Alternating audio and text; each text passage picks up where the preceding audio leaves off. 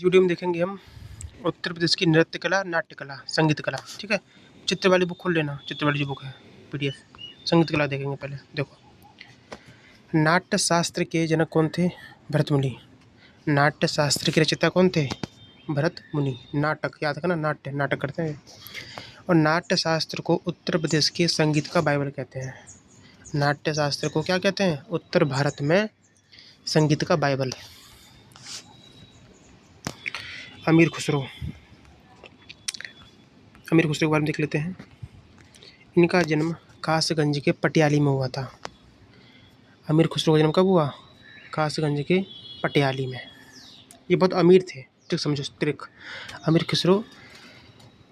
खुसरो ये सोचते थे, काश मैं गंजा हो जाऊं और मुझसे कोई पट जाए। पटियाली, काश पट जाए अमीर खुसरो इतने अमीर थे, कोई गर्लफ्रेंड नहीं थी, सोचते थे कासगंज कोई पट जाए पटियाली।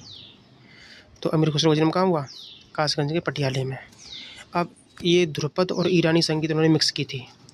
अमीर खुसरो ने ध्रुपद और ईरानी को जोड़ के एक नई गायन शैली बनाई, जिसका नाम था ख्याल गायन शैली का आविष्कार किसने किया था? अमीर खुसरो ने।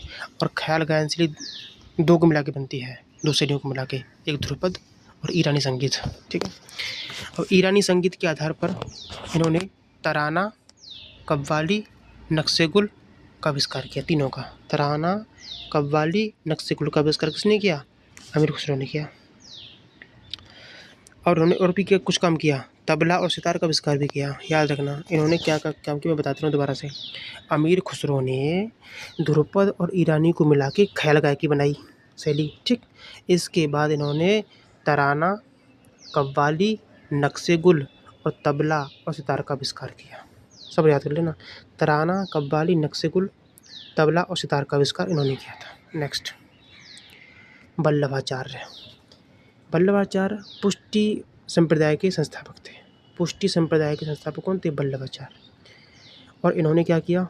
मंदिरों के अंदर अर्चना में प्रार्थना करने की पद्धति इन्होंने शुरू की। मंदिरों में जो प्रार्थना की जाती है ना, अर्चना की जाती है, वल्लभाचार्य की देन है। संगीत, बहुभजन व पदों का प्रचलन इन्होंने करवाया। संगीत में बहुभजन और पदों का प्रचलन भी इन्हीं के टाइम पे हुआ। वल्लभाचार्य कौन थे? ये पुष्टि संप्रदाय के संस्थापक। मंदिरों में अर्चना पद्धति शुरू की और संगीत, बहुभजन और पदों का प्रचलन किया। अब अष्टछाप के जो है 8 कवि हैं। अष्टछाप में भक्ति काल के 8 कवियों का समूह है। ठीक है। इसमें से सूरदास, कुम्भनदास और 8 कवि हैं। तो 8 कवि किस तरह से हैं? 4 तो वल्लभाचार्य के हैं, ठीक, और 4 उसके विट्ठलनाथ जो बेटा है उसके 4 शिष्य हैं। दोनों बाप बेटों के 4 शिष्य हैं। तो पहले देखेंगे वल्लभाचार्य के देख लेते हैं।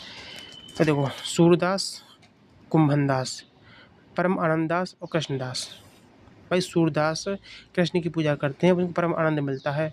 ठीक। और कुम्भनदास, ऐसे याद कर लो, सूरदास और कुम्भनदास कृष्ण की पूजा करते हैं, कृष्ण के दास हैं, इनको इसलिए परम आनंद आता है, तो परमानंददास। ये चारों के चारों वल्लभाचार्य के शिष्य हैं, जो अष्टछाप के कवि में से हैं। और अगला देखो, अगला है गोविंद स्वामी, नंददास, छित स्वामी और चतुर्भुजदास, छित स्वामी, नंददास और गोविंद स्वामी। ये चारों के चारों वल्लभाचार्य जो बेटा था ना, विट्ठलनाथ, उसके शिष्य थे। इन आठों को मिला के बना था अष्टछाप। अब इसमें पढ़ेंगे हम अष्टछाप में प्रातः काल में, याद रखना, प्रातः काल में कौन से राग वगैरह गाए जाते थे। तो प्रातः काल में क्या गाया जाता है? भैरवी, भैरव, ललित जो है, ललित, भैरव, भैरवी गाता है सुबह उठ के प्रातः काल में। ठीक है। मध्यकाल में क्या करता है? ये राग और सारंग बजाता है, ऐसे याद कर लो। ललित प्रातः काल में भैरव, भैरवी गाता है, मध्यकाल में राग है सारंग, और शाम को क्या करता है? संध्या में राम यमन, राग धनश्री गाता है। राम यमन, राग धनश्री। नेक्स्ट, अब स्वामी हरिदास का जन्म अलीगढ़ के हरिदासपुर में हुआ था। और इनका जीवन यापन जो है वो वृंदावन के निधिवन में हुआ है। जन्म तो हुआ अलीगढ़ में, हरिदासपुर में, लेकिन जीवन यापन वृंदावन निधिवन में हुआ है हरिदास का। इनकी रचना क्या है, हरिदास की रचना क्या है?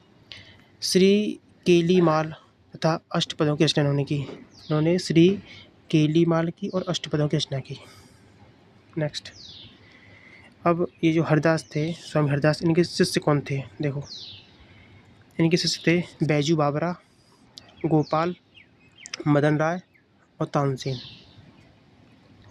कौन कौन से शिष्य थे इसके, हरिदास के? बैजू बावरा, गोपाल, मदन राय और तानसेन। ठीक है। जो बैजू बावरा था ना, वो राग मेघ बजाता था, और गोपाल राग मालकोस। ठीक है। और तानसेन को क्या कहते थे? वीणा वादन सिंह भी कहते थे। ये राग दीपक ध्रुपद धमार के प्रवर्तक। अच्छा, राग दीपक। ठीक है। अब ये जो है ना, स्वामी हरिदास, ये ध्रुपद धमार के प्रवर्तक थे। और मंदिरों में ध्रुपद गाया जाता है, याद रखना। ध्रुपद कहाँ गाया जाता है? मंदिरों में। और ध्रुपद धमार के आविष्कार कौन थे? स्वामी हरिदास।